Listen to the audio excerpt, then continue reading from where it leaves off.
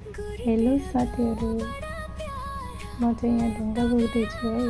हामीले त ढुङ्गाहरू बाटोमा फालेका थियौँ अनि त्यही बोक्दैछु। कति धेरै छन्, एक एक गरेर बोकौँ भने धेरै टाइम लाग्छ अनि त्यही भएर थैलामा हालेर बोक्दैछु म चाहिँ। अनि मेरो छोरीले मम्मी पिठोमा नबोक्नु, साइकलमा बोक्नु।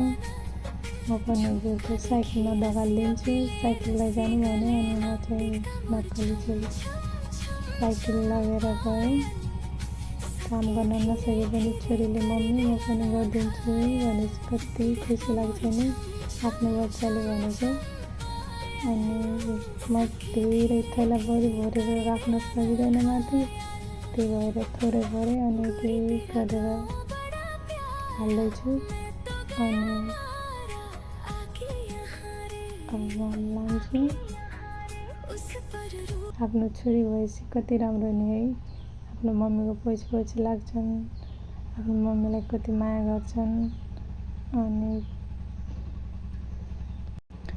बर्खा लागिसक्यो, रोपाइ सुरु भइसक्यो, पानी पर्दैन, खेतहरू उस्दैछन्, लाइट पनि आउँदैन, मोटर पनि चल्दैन। अनि यो चाहिँ मेरो छोरी, यो चाहिँ हाम्रो गोठ।